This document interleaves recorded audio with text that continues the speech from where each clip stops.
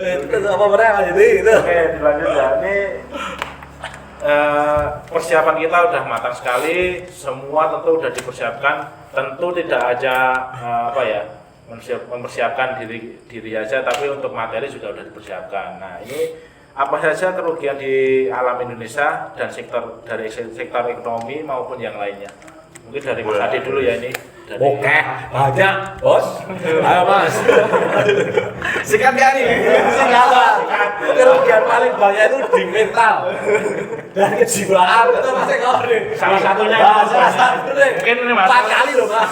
Sampai nggak mau makan ya. Wah, parah. Tak dulu. Panas sih, Pak. Tapi yo takut saya. Mungkin aku harus diperiksa ini dokter jiwa, paling aku Takut ya? pertukune Mas, paling kudu kok mau obat penenang Mas. Berarti gampang kalau itu. Jadi nyawang Bali saya aku rada ngono Mas, rada piye rasas. Agak memang. Kaya nyawang mantan sing diteni. Wah, semongko. Salah. Loro banget Mas. Kalau nyawa semongko, dan Mas Eko. Gridung geng. Iki Mas Kiai jawabannya Mas Adi kepiye? Coba Mas Ade, kerugian yang dialami Indonesia dari sektor ekonomi atau yang lainnya. Waduh, untuk kerugian nih Mas ya. Mas, biar tenang. sobat bola itu tahu lah dampak dari dibatalkannya ini, kerugiannya itu apa saja. Kerugiannya itu Mas, mulai dari pertama ya, pasti materi. Oke, Ya kan? materi Materi itu berupa uang. Itu Ya kan? tidaklah sedikit ya. Tidaklah sedikit. Pasti banyak itu. Itu kalau misalnya kita kerja, gaji kita itu bisa seumur hidup Mas itu. Untuk menutup kerugian ya. Iya, tapi masih kurang Mas. Oh, berarti Indonesia gula utang. Nih sama Pak Ur. Oke, lanjut. Oke. Nah, terus yang kedua, kita juga rugi di sektor pariwisata Mas. Betul. Bahkan Pak Sandiaga Uno pada saat diwawancari oleh siapa jenenge?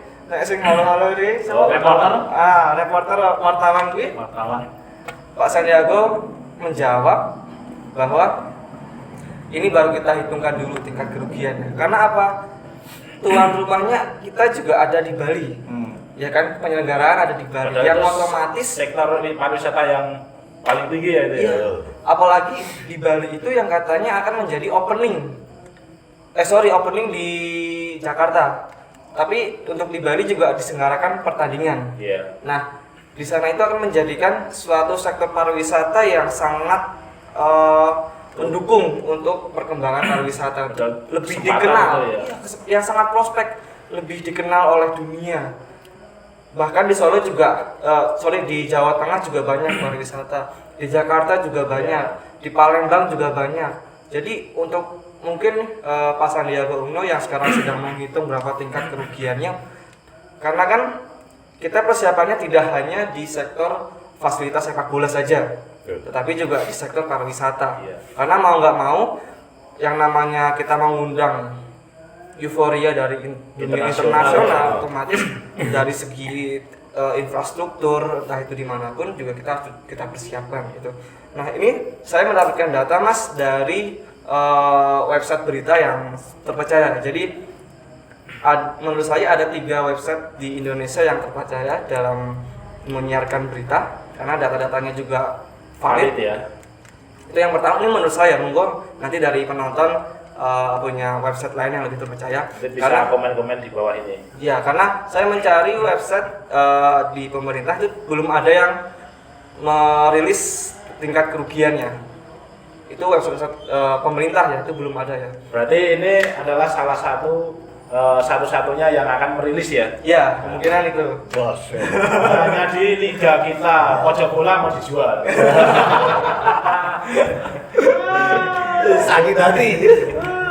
Yang website terpercaya itu menurut saya itu yang pertama CNBC atau tulisannya itu CNBC gitu ya. Terus ada lagi yang namanya detikcom itu. Terus yang ketiga itu CNN. Itu menurut saya yang terpercaya karena beritanya memang Valid ya. valid dan itu mereka kayak menurut saya seperti bekerja sama dengan pemerintah dan menyiarkan berita-berita yang valid dan data yang disajikan di websitenya pun itu valid gitu. Nah, kerugian dari sektor ekonomi ya, ini ekonomi pemerintah ya, karena kan untuk ekonomi masyarakat kita belum tersentuh karena belum terjadinya belum terselenggaranya Acara. event. Ini untuk pemerintah dulu ya. Ini Bapak Yoyo Sukawi. Ini pada bulan Juli di tahun 2020 itu pada saat menjadi Exco PSSI itu pemerintah ini menurut beliau ya, ini pemerintah telah mengucurkan dana sebesar 400 miliar mas. Wah aku nek 400 miliar mas. Kabeh kuwi. Yo karo godhong 400 miliar loro iki jane nek dienggo ngeslot. Wah. Pensiun dini. Aku tak bet yutonan mas. Tak bet 250. Lanjut. 400 miliar. Tapi kita jujur kita bukan pengguna slot ya. Ya, ini hanya cerita-cerita kosong. Itu mengucurkan dana 400 miliar itu baru di awal ya. Baru di awal itu untuk persiapan untuk pelaksanaan dunia. Nah, selanjutnya Pak Zainuddin Amali, kenal kan ini.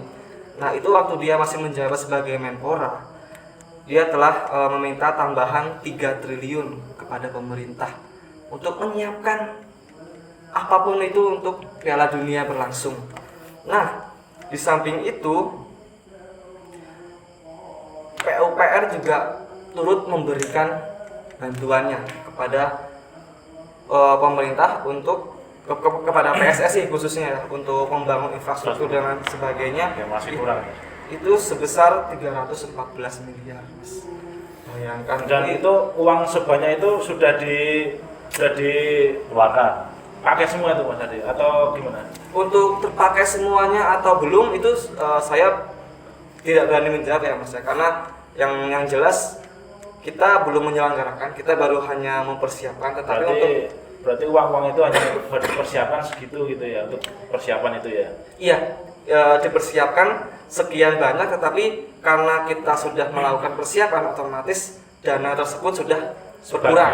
Sebagian dipakai. Ya, sebagian sudah terpakai, sudah digunakan, tetapi untuk jumlahnya yang sudah terpakai saya belum ada yang tahu. Ya, karena dari pemerintah pun belum merilis berapa anggaran yang sudah terpakai.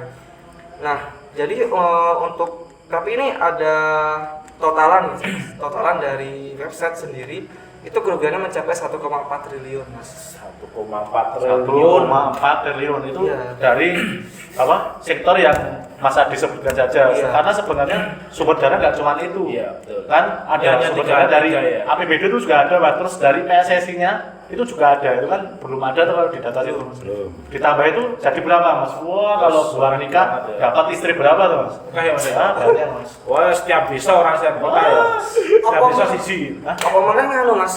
Persiapannya 3 tahun kan, Mas? 3 tahun. Ini aku bayarku rampung, Mas. Bayar utang BRI aku rampung, Mas. 3 tahun, Mas. Mas Jidat. Aku namanya masih. Ya, aku dipedot. Kerugian disayangkan semua. Coba lanjut. Nah, ini kita kembali lagi pada sektor pariwisata ya tadi Iya. pada sektor ekonomi. Sebenarnya pariwisata dengan ekonomi itu bersinambungan. Itu salah satu simbiosis mutualisme. Jadi sebenarnya ada pariwisata pasti ada namanya ekonomi. Betul. Adanya pariwisata pasti adanya pertumbuhan ekonomi. Meskipun tidak semuanya, Iya. tergantung pariwisatanya gitu kan. Seperti di Kipas Bambu Cipangan ini ya kan, Adit itu ada pariwisatanya. Ini juga kerja di pariwisata ini. Betul Mas Agung. Ya sama. Oh iya, pelaku pariwisata ya. Oke. Jadi kita bisa sharing ya nanti. Kira-kiranya mungkin udah ada yang booking hotel ya kan di sini. Ternyata cancel. Itu adalah dampak. Ini ini saya membicarakan flashback dulu ya, Mas. Iya. Flashback untuk pariwisata di negara-negara tuan rumah sebelumnya. Seperti di Qatar kemarin, Mas. Di Qatar kemarin untuk sektor pariwisatanya, Mas, kan kemarin Qatar menjadi tuan Piala rumah Dunia, ya. Piala Dunia. Itu pariwisatanya meningkat 300%, Mas. Dari 612.000 pariwisata pada tahun sebelumnya di tahun 2021, di tahun 2022 itu pariwisatanya naik 300% menjadi 2, sekian juta wisatawan. Gue bayangkan yang Indonesia ini sampai diselenggarakan di sini paling anu Mas Hotel-hotel kebak kabeh Terus semua. dodolan besar kita. Wah, dodolan dengan stadion didol 20.000. sakapnya bayar 20.000 Mas. Nah, Tapi di sini SOK. Sementara hanya dongeng ya Mas ya. Negeri dongeng. Sekarang mana Mas dodolan ST $1. $1. iya Mas, lanjut Mas Adi. Oke. Nah, terus Mas, sebelum Qatar itu pariwisata di Brasil karena di tahun 2014 Sebelumnya ya. karena kan kita Covid diundur kan Mas Iya. ya. 14 itu Brasil yang menjadi tuan rumah Piala Dunia. Nah, itu pariwisata Brasil meningkat 10% Mas. Itu bayangkan Indonesia jikalau ini Indonesia jadi persenggaranya Piala Dunia berapa ratus persen. Saya yakin sampai meskipun tidak sampai berapa ratus persen ya, karena jumlah wisatawan di Indonesia itu banyak sekali. Jadi peningkatannya kalau misalnya dipresentasikan mungkin ya 50% itu udah sangat banyak sekali gitu. Dan skala pergelarannya juga beda Mas, U20 dengan senior Iya, betul sekali. Untuk mencapai peningkatan wisatawan 50% di tahun 2023 ini itu sangat-sangat bisa terjadi Mas. Apalagi terselenggaranya di 6 provinsi. Itu yang menjadikan bahkan Pak Sandiaga Uno pun sangat optimis waktu dulu sebelum adanya terjadi ini. Pembatalan ya. Iya, mungkin sekarang galau ya Mas ya. Berarti sama seperti Mas Eko Pak. Kalau Sekarang posisi paling pakai jaket gini, ya, saya kecewa. meriah. Gimana Mas Adi? itu dari sedih. mungkin saya dari ekonomi dan pariwisata ya, mungkin dari mas-mas yang lain bisa Mungkin dari Mas menambahkan. Agung Cidet ya, ini sebagai pengamat. Ini pokoknya kabeh diamati lho iki. Politik, bola, wong selingkuh, wong adus diamati kabeh iki. Semua selebulnya diamati ya. Kabeh iki pengamat kabeh pokoknya. Mas Agung. Kerugian Yang jelas kalau dari tadi ekonomi sudah disampaikan semua ya, nilai-nilainya, Iya. besarannya sekitar berapa. Kalau bagi saya ya yang pertama itu imbas dari dibatalkannya ini event Piala Dunia usia 20 itu termasuk yang paling gede itu sebetulnya bukan di materi tapi di mental pemain itu tadi. Kerugian mental pemain itu tadi imbasnya juga akan meremen lagi Mas. Jadi mental apa? Mental pemain-pemain yang di Liga Indonesia itu juga akan berpengaruh. Karena apa? Karena setiap pemain itu punya cita-cita, ujung-ujungnya apa toh? Nek kita bermain di liga itu kan punya cita-cita, punya target untuk membela negara toh Mas. Sampai Membela dunia, negara itu pinginnya tertinggi neng apa? Neng level Piala Dunia ini. Dan ini event ini kan Sudah tadi ditamakan, dan disampaikan dengan kegagalan ini belum tentu loh 40 tahun lagi kita betul. akan mengalami hal yang sama seperti ini gitu loh. Kesempatan kedua itu jarang Wah, kesempatan kedua itu tidak mudah ya Mas, tidak bisa datang 2 kali. Nah termasuk itu tadi, termasuk bibit-bibit muda yang tadi awal disampaikan untuk pencari bakat pun juga akan, yang saya takutkan buat apa toh? Saya muter ibaratnya termasuk seperti kemarin Fahri Husaini, terus satunya yang pelatih Ivan Dimas itu loh Mas. Itu siapa itu Mas? Indra Safri. Indra Safri. Mereka termasuk orang-orang yang pencari bakat dari anak-anak remaja. Terus tiba-tiba ini kesempatan ini digo. Paling tidak kan mereka juga akan bangga loh Mas. Iya, betul. Ini event ini kan wah selama ini tidak sia-sia. Event tertinggi. Ya, event tertinggi. Oh, semua pemain itu sama, mimpinya sama Mas. Ingin bela timnas. Nah, iya. Di level apa? Level tertinggi. Piala Dunia tiba-tiba.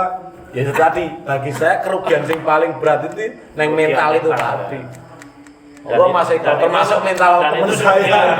Sudah terbukti ini. Ya saya sendiri juga seperti itu sebetulnya mental saya, tapi nggak saya kelihatan itu Mas. Mas Eko. Pura-pura tapi jadi kentir itu loh. Ibaratnya ngapet nih ya. Mas Eko ini sih. Mas Eko ngasih kecewa jibotnya donan Mas ya. Saking kecewanya ngurunin di kamar. Ibas yang paling berat itu mungkin. Mas Eko mungkin ada tambahannya. Sebelum berbicara saya Kopi saya Mas Eko. Pengen rasa jernih. Oke. Kalau menurut saya kerugian yang dialami Indonesia kan memang banyak ya. Seperti Duta katakan tadi Mas Ade, masalah ekonomi. Seperti Mas Agung, masalah mental. Dan saya juga mengulangi masalah ekonomi dan masalah mental, tapi dari segi yang lebih kecil atau lebih mikro. Karena tidak lepas ya, sebuah penyelenggaraan sepak bola itu ada pedagang asongan mas. Iya, betul. Walaupun besok di Piala Dunia itu pedagang asongannya mungkin lebih tertib, nggak seperti bakul arem-arem, bakul kacang itu bisa sembarangan masuk. Terus tukang parkir, penjual jersey, mungkin di situ ada pengemis pengamen walaupun di radius berapa ratus Ini dari stadion. Berarti Mas Eko ini pengamat di kalangan yang seperti dia itu ya. menengah ke bawah. Pengamen tuh masuk. bawah. Kalau Mas Ade kan tingkatnya udah tingkat. Nah, sini sedang berarti Mas Eko yang bawah. Bawah bener mas. Bagus ini. Ya kata Sudra. Jadi saya tidak salah pilih narasumber komplit. Jadi kan saya juga punya teman orang yang berkecimpung di dunia seperti itu ya, setiap ada penyelenggaraan event sepak bola itu mereka muter sebenarnya di Solo, di Semarang, di Jogja. Jualan itu? Iya jualan.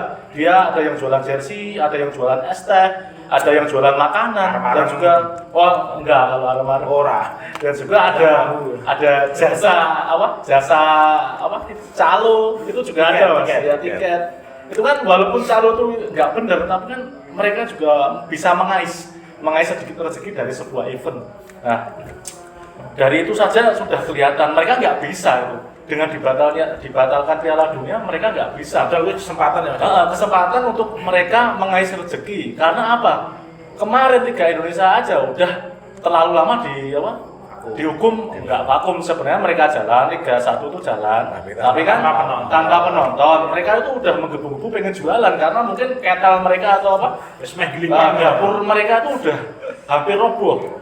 Mereka semangat pengen memperbaiki ekonomi mereka yang kemarin udah hampir roboh. Oh itu ada Piala Dunia, kesempatan buat kita nih teman-teman. Padahal persiapan Siapa dan teman saya yang menjual jersey, mereka udah mencetak. Yang nggak mencetak pesen, mereka pesen jersey, udah mau persiapan, udah ada mobil yang nanti buat wirawiri untuk berjualan, untuk menyimpan jersey, untuk kesana kemari. Kan soalnya berpindah-pindah mas, nggak cuma di Jawa Tengah, tapi kan ada di Bandung, di Jakarta, dan juga di Bali, ada di Palembang. Venue-nya kan itu. Mereka sangat-sangat terdampak dan juga mereka sangat-sangat kecewa. Yang jelas kerugian mereka juga banyak karena mereka nyuwun sewu. Mohon maaf, mereka udah pulaan mas. Banyak yang udah pulaan dari jauh-jauh hari. Padahal modalnya nyileh kur. Ya betul, mereka utang bank. Gimana tuh? Dan itu yang salah siapa kalau seperti itu? Ya kamu. Masa saya? Ya kan? Jelas itu masih dari sektor yang kecil. Mereka pedagang asongan atau pelaku ekonomi di sektor menengah ke bawah yang mereka juga punya andil dalam mengais rezeki di sebuah event sepak bola. Mereka udah gebu-gebu ya, udah mengeluarkan uang untuk persiapan berjualan nanti di Piala Dunia, tapi mereka tiba-tiba mendengar pembatalan yang jelas modalnya udah nggak bisa dikembalikan lagi mas, dan udah menjadi barang, udah kerugian besar kalau menurut saya. Dan berarti itu mungkin kemungkinan besok akan dilelang di Shopee. Wah, lu nggak tahu. Lalu yang kedua, kerugian yang paling besar bener omongan Mas Agung. Kalau untuk bangsa ini, selain materi yang diungkapkan oleh Mas Ade, mental pemain dan juga staf pelatih mas. Pemain Indonesia masih berumur di bawah 20 tahun. Mereka masih labil mas. Mereka masih labil. Di mana mereka bersemangat, semangat meraih mimpi, mengejar mimpi mereka untuk bermain di Piala Dunia yang akan berlangsung Mei atau berapa bulan lagi nih mas? Dari ini bulan Maret, April, Mei, 2 bulan lagi. 2 bulan lagi. Udah ada di genggaman tangan mereka bahwa mereka udah memiliki tiket untuk bermain di Piala Dunia tapi gagal. Tiba-tiba mereka langsung down mas. Ada pemain yang namanya Hoki Caraka, nggak asing buat teman-teman PSS Sleman, karena mereka salah satu pemain dari PSS dan juga warga DIY Gunung Kidul lebih tepatnya, sampai membuat status menyalahkan Pak yang berambut putih. Saya nggak berani menyebut nama, soalnya saya juga rambutnya putih. Dia juga sampai menyerang gitu. Terima kasih Pak. Poin intinya kalian membela negara lain, tapi kalian juga memungkuskan mimpi anak bangsa sendiri. Terus dia juga memiliki teman yang bernama Arkan Kakak dan juga ada teman-teman yang lain seperti Marcelino Ferdinand, mereka membuat status dengan rasa kecewa yang sangat dalam atau sangat pokoknya. Mereka paling mereka membuat status kekecewaan, meluapkan kekecewaan melewat media sosial mereka dan menyerang beberapa tokoh yang menyebabkan kegagalan ini. itu Beberapa tokoh saja yang mereka tahu, karena soalnya dari 11 elemen yang menolak yang viral hanya itu saja. yang apa ya, kelihatan namanya kan cuma itu ya, 2 orang sebenarnya, cuma 2 orang itu. Terus kalau Mas Yudi tahu di channelnya PSSI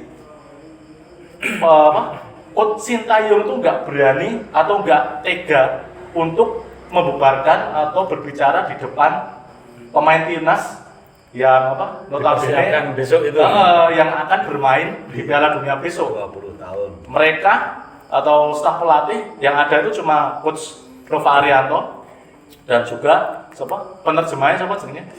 Lupa saya namanya. Wes wae wong Korea. Jeneng Taiwong. Suk Imin. Ya itulah. Sopo jenenge lali kan, mare penasaran yang goleknya Google ya. yang jelas itu yang ada di channel PSSI. Dan sampai Coach Nova itu berkaca-kaca, cara berbicara dia terlihat banget kalau dia juga shock, seperti mau nangis.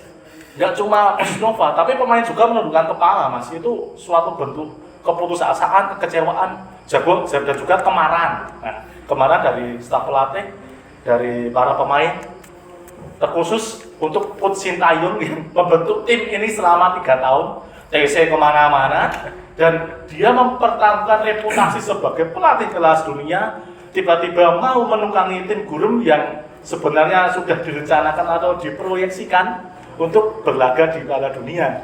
Yo, bloko wae Mas, atau jujur aja Indonesia tuh diibaratkan tim gurem kalau dibanding kontestan-kontestan lain di dunia gitu. Coach Sintayong sampai terpukul dan dia juga akhir-akhir ini atau 1 hari terakhir ini mengeluarkan statement, oke, pokoknya mental ditata, besok saya akan berusaha mencetak sejarah dengan meloloskan Indonesia insya Allah nanti di Piala Dunia. Karena Piala Dunia yang kemarin lupakan saja. Tapi sebenarnya dengan statement Sintayong yang seperti itu, dia tuh cuma berusaha menutupi atau menyuruh dalam tanda kutip anak-anak buahnya untuk melupakan sesegera mungkin sakit hati ini atau kekecewaan ini, Mas. Nah, kerugiannya jelas masalah ekonomi, masalah mental pemain, dan juga masalah seperti saya, konten kreator, ya berkecimpung di dunia sepak bola, tadinya sudah merencanakan sesuatu yang besar, yang mungkin kita bisa mendapatkan cuan dari itu, tapi gagal. Berarti tercabik-cabik sebagai pecinta sepak bola Indonesia dan juga konten kreator bola. Mungkin dari impian Mas Eko sendiri ya, ketika terselenggaranya event Piala Dunia ini, Mas Eko menjadi konten kreator di YouTube, ya kan? Setelah kontennya itu jeblok ya kan, banyak viewers ya kan, dapat cuan banyak nih. Nah mungkin kira-kiranya apa yang mungkin Mas Eko lakukan? Apakah tambah istri ataukah beli mobil baru, ya kan? Atau istri kayak nggak berani. Atau mungkin bisa beli rumah baru atau bikin kos-kosan gitu, Mas. Terus kalau masalah cuan dari YouTube sebenarnya cuma ditabung, Mas. Ini jujur aja ya, Mas, kalau cuma dari YouTube yang pegang istri saya. Yang penting kan saya tugasnya untuk mencari. Melanjutkan tadi yang disampaikan Mas Eko loh. Mimpi yang paling hancur sebetulnya, Mas.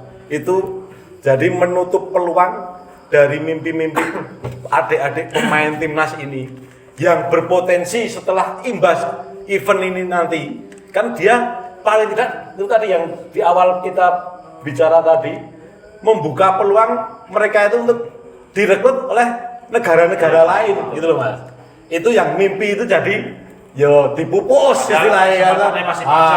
Itu yang paling hancur itu, Mas. Karena event ini tetap menjadi pintu peluang buat mereka bermain di liga luar negeri termasuk negara-negara Eropa itu kan. Sekarang satu-satunya itu dipupus pokoknya. Dan ini ujian buat adik-adik ya, terutama pemain-pemain timnas. Bukan ini kan cuma adik-adik. ya semua masyarakat Indonesia juga. Kebetulan kita diuji pas bulan Ramadan loh ini Mas. Oh iya. Nah, betul. kita Oh, harus pas puasa ya. lapangkan dada ini walaupun Mau nggak sakit mau. mau nggak mau. Oke? Sakit sekali. Wis aja Mas. Iki Mas kameramen. Wis aja wis Jadi obrolan. intinya warga Indonesia itu kecewa ya. Tapi jangan berlarut-larut lah. Ada hikmahnya ini Mas Yudi, ada hikmahnya. Ada hikmahnya karena ini kecewanya di bulan Ramadan. Jadi ada Nanti hikmahnya. Ada hadiahnya nanti di Iya. hari raya ya Mas. Betul. Hari raya. Hari raya itu hadiah. Itu ada hadiah ya. Indonesia itu hadiah. Untung ini kita bikin podcastnya malam ya Mas. Mungkin kalau misalnya sore hari tadi itu kita Wah, bisa batal kita. Batal semua. Sore mau Nomor aku 1. untung. Asik kok. Aku kan nyampein lagi. Udah poso kabeh.